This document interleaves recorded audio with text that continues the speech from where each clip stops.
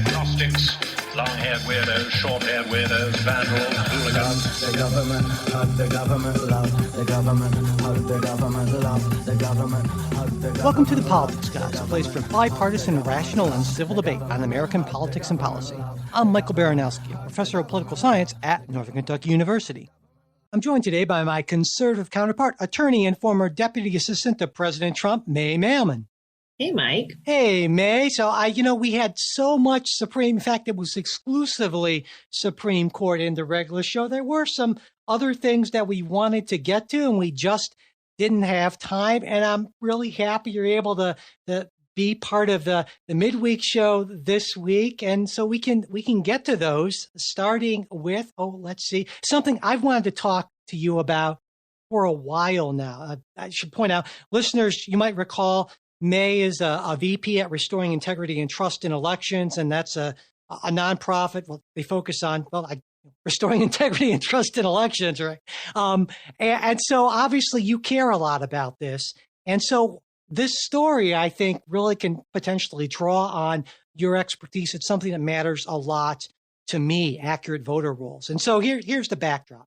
In 2012, election officials in 7 mostly blue states, Colorado, Delaware, Maryland, Nevada, Utah, Virginia, and Washington, they created, with the help of the Pew Charitable Trust, this nonprofit called Electronic Registration Information Center, or ERIC as it's called, to verify voter rolls. Now, by 2021, 30 states had joined into this, including some red and even deep red states. We're talking Alabama, Florida, Kentucky, Missouri, South Carolina, West Virginia, among others. Now, the program is funded by participating state elections agencies. It has an operating budget of a little over $1.5 million per year. It works like this. States regularly submit voter registration, motor vehicle licensing information to ERIC. They match that against other member states' data, as well as Postal Service change of address data and Social Security death information. And through this process, they ID voters who have moved or died, who are registered to vote in more than one state. Then they report this back to the states, and the states take whatever appropriate informational corrective action they need to take when there are irregularities here. That's part of it. But another part of the agreement involves voter registration.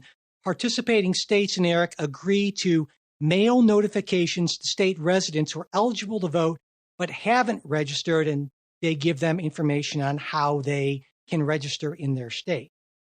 Now, according to the organization, in the little more than a decade it's been around, they've identified over 36 million instances of voter record updates necessary, as well as sent out through the states 60 million how to register notifications to voters who are unregistered.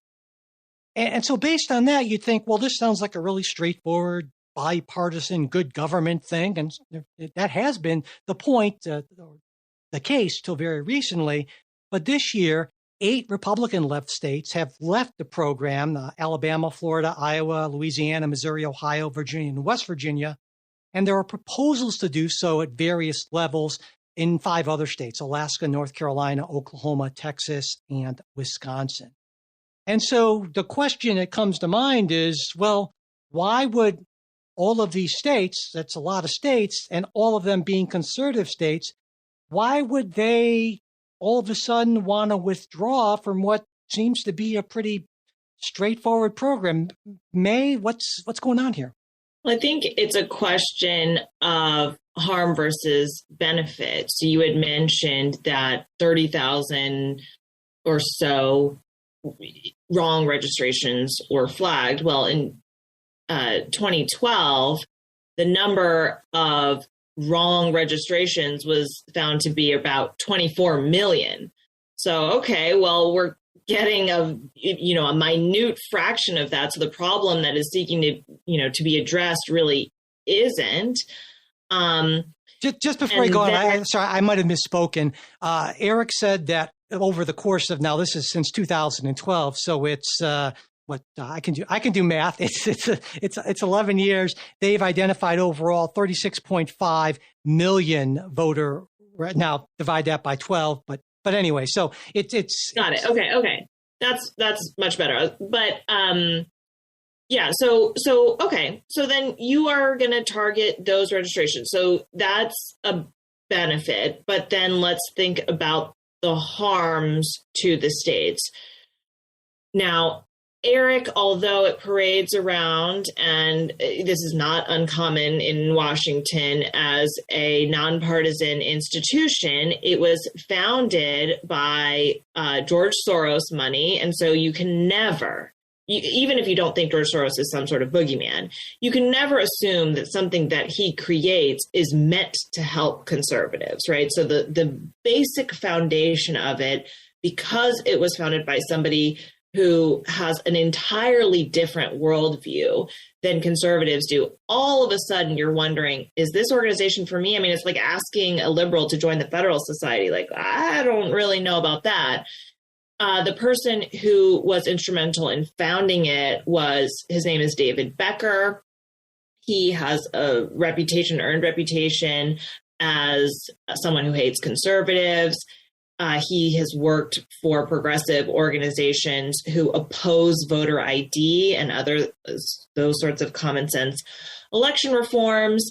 So now you've got two knocks. You've got George Soros money, and you've got the founder is somebody who has worked against things that conservatives are working for. Then you've got some transparency issues. There's information sharing. So all these states are giving all this data, very sensitive data, to ERIC. Well, what is ERIC doing with it? They are sharing it with this David Becker person, started a new organization called the Center for Election Innovation and Research. And that is a group that gives money to battleground states. So this idea of private money in elections is something that conservatives have a lot of concern with, because it seems like a get out the vote for Democrats in battleground counties. Okay, so now all my data is going to, what seems to be a left-leaning organization. That's not great. But still, states stuck around throughout all of that. So actually I think that more states stuck around. It was almost surprising. Finally, in February of 2023, the sort of Republican leaning states asked for various specific reforms, like, tell me, I want transparency. I want to know where all this money is going. Hey, you're sending around a lot of voter registration. I don't want you to continue to ping people who have already received multiple registration opportunities and rejected them. So there was some also restrictions on how, if you're going to share your data with ERIC, now there's some restrictions on how you can use that data. So if ERIC gives you information and you want to use it to clean up your death rolls or something, you find out who's dead. Oh, you can't do that. You can only use it for voting. So there was these sort of restrictions that states didn't like. So after those reforms were rejected, that's when you saw the exodus. So I do think that there's some benefit, but I think ultimately, these states are just trying to make harm versus benefit decision, and you just can't trust something that isn't transparent, and the lack of some of this transparency is scary to people.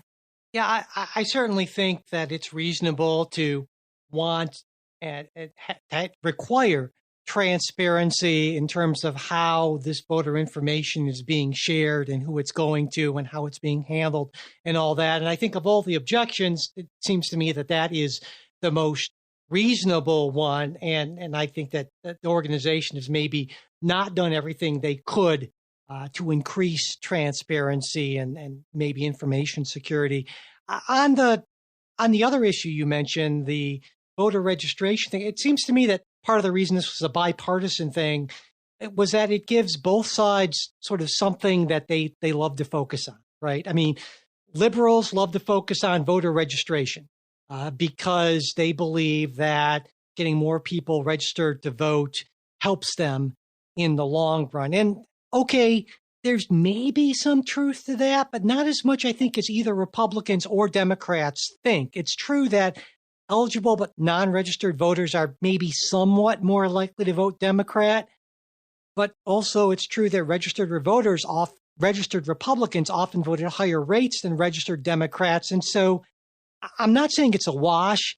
I think probably in the end, there's a slight advantage, which makes it encouraging for the left. But also there's this concern about, the too draconian vote security type of measures that a lot of us on the left believe are used to essentially suppress the vote. And I think one of the useful things maybe about this organization is to combine those two things in a way that could maybe both sides could feel like they were getting something that really spoke to their base in a way that a lot of programs don't. And I'm wondering if you think that it was a mistake from the beginning to combine these two functions, I guess.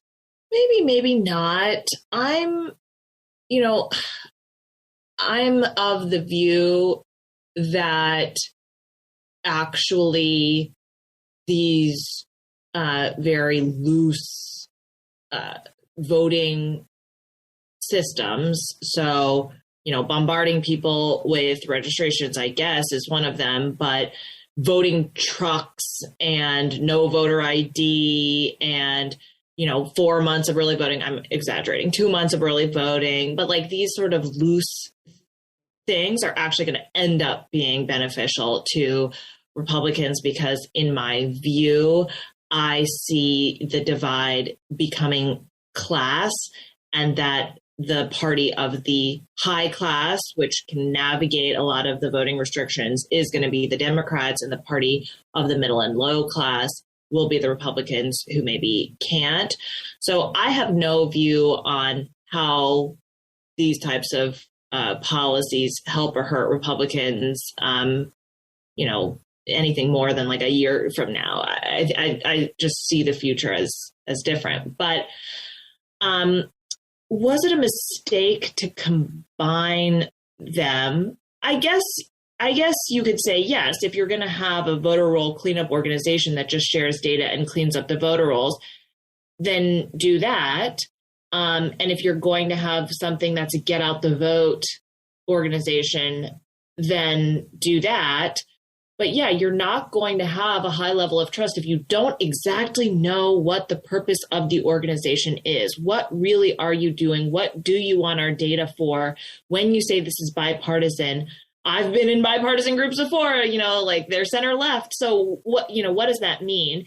And if you could just have a very narrowly focused organization, but the things that I have heard, and I actually don't have any way of verifying this, but that there have been a lot of conservative efforts to have that focused organization that is just data sharing to clean up voter rolls, but that David Becker is a very well-liked, he is a very well-resourced person, and he has worked to shut down those efforts and make it more difficult by telling states, for example, like if you're going to join ERIC, you can't join these other things. Like there were these types of restrictions to like end the competition there.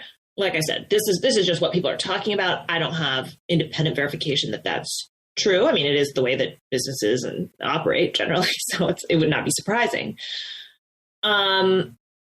But yeah, it is unfortunate that this particular experiment failed because I think the idea is one that conservatives like. So I do think that conservatives are trying to recreate in other ways. It's just very, very expensive. It's very, very difficult. All these states have their data in like totally different formats. So it's not just something that you can pick up and do. It's going to require a lot of money and a lot of effort. Hey, it just seems, I guess it seems crazy to me. Not really crazy. It's not surprising, but it seems to me to be a common sense sort of thing that we could find some way to have a 50-state system where you would know, right, if someone has moved or is registered. This to me, it just seems like basic due diligence on making sure that election rolls are accurate. And it's weird to me that anyone would object to that, at least in theory, right? And I should point out, even ERIC, right? California's not a member of ERIC. New York's not a member of ERIC for reasons that I have no idea why. It seems weird to me. But the fact that we don't have this in the first place maybe I would bet a lot of Americans don't know this, that yeah, this is just kind of a fact of life. We have all these weird election systems, and it's not necessarily there are a lot of people who move and register and are registered in two. That doesn't mean that those people are voting in multiple states or anything like that. But that's a secondary point. The main point is that it seems to me like there really should be a system, a nationwide system, to make sure that in federal elections, everyone is only registered for one place and only is able to vote where they live. That seems weird to me that anyone would disagree with that. We hope you enjoyed this preview of our supporters exclusive midweek show. If you'd like to hear the rest of the episode, we hope you'll consider becoming a supporter. Supporters get ad-free access to all of our shows, membership in our Politics Guys Discord group where you can join in on the conversation, and other benefits at different levels of support. To become a supporter, go to patreon.com/politicsguys. You can also support us through Venmo or @politicsguys or through PayPal. You'll find all of our support links in the show notes as well as at politicsguys.com/support. And if you'd like to get the midweek show, but you're not in a position to become a financial supporter, that's not a problem. Just send me an email at mike@politicsguys.com and I'll be happy to get that set up for you.